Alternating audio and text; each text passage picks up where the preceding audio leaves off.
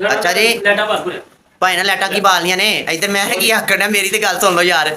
ਹੈ ਇਹ ਦੱਸਦੀ ਨੇ ਜੀ ਭਾਈ ਜਾਨ ਉੱਠਦੇ ਨੇ ਘੜੀ ਕੋ ਪਿੱਛੇ ਪਾਣੀ ਲਾਉਂਦੇ ਨੇ ਤੇ ਖਰਚਾ ਜਮਾਨ ਪੈ ਜਾਂਦੇ ਨੇ ਮੈਨੂੰ ਪਹਿਲਾਂ ਸ਼ੁਰੂ ਦੇ ਵਿੱਚ ਇੰਜ ਲੱਗਾ ਭਾਈ ਮੁਸ਼ਤਾਕ ਕਿ ਖਰਚਾ ਜਿਹੜਾ ਜਮਾਉਂਦੇ ਨੇ ਨਾ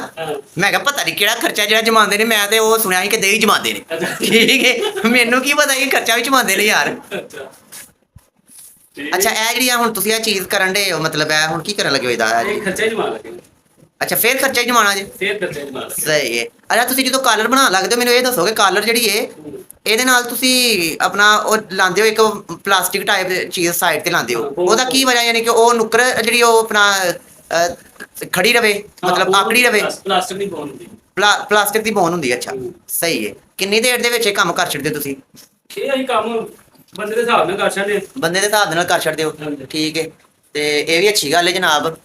ਨਹੀਂ ਅਸਲ 'ਚ ਨਾ ਇਹ ਹਿੰਮਤ ਤੇ ਕੰਮ ਮੁੱਕਦੀ ਮੈਂ ਤੇ ਹਿਸਾਬ ਲਾਇਆ ਨਹੀਂ ਕੰਮ ਬੰਦੇ ਦੇ ਹਿਸਾਬ ਨਾਲ ਕਰ ਦਈਦਾ ਨਾ ਸਹੀ ਜਿਹੜਾ ਬੰਦਾ ਕਾਲਾ ਉਹਨੂੰ ਪਹਿਲੇ ਬਣਾਤਾ ਜਿਹੜਾ ਨਾਰਮਲ ਉਹਨੂੰ ਬਾਅਦ ਚ ਬਣਾਤਾ ਆ ਵੀ ਹੈ ਚੀਜ਼ ਇਹ ਵੀ ਅੱਛੀ ਗੱਲ ਹੈ ਸਹੀ ਆ ਸਭ ਲਵਾਣਾ ਤੁਸੀਂ ਨਹੀਂ ਮੈਨੂੰ ਇੱਕ ਹੋਰ ਗੱਲ ਇਹ ਦੱਸੋ ਕਿ ਜਿਹੜੇ ਤੁਹਾਡੇ ਕੋਲ ਉਹ ਹੁੰਦੇ ਨੇ ਸ਼ਾਗਿਰਦ ਹਾਂਜੀ ਉਹ ਟਿਕਦੇ ਨਹੀਂ ਹੈਗੇ ਤੇ ਤੁਹਾਡਾ ਸ਼ਾਗਿਰਦ ਜਿਹੜਾ ਹਲੇ ਇੱਧਰ ਉਹਨੇ ਆਉਣਾ ਕਿ ਨਹੀਂ ਹਲੇ ਆਣਾ ਇਨਸ਼ਾਅੱਲਾ ਅੱਛਾ ਅੱਛਾ ਭੈਣ ਜੀ ਇੱਥੋਂ ਤੱਕ ਹੀ ਜਿਹੜਾ ਨਾ ਅਸੀਂ ਹੁਣ ਵੀਡੀਓ ਬਣਾਉਣੀ ਹੈ ਅੱਗੇ ਇਸ ਤੋਂ ਬਾਅਦ ਸਾਨੂੰ ਇਜਾਜ਼ਤ ਦਿਓ ਤੁਹਾਡਾ ਸੋਹਣਾ ਵੀਰ ਸਈਦ ਤੇ ਨਾਲ ਮੁਸ਼ਤਾਕ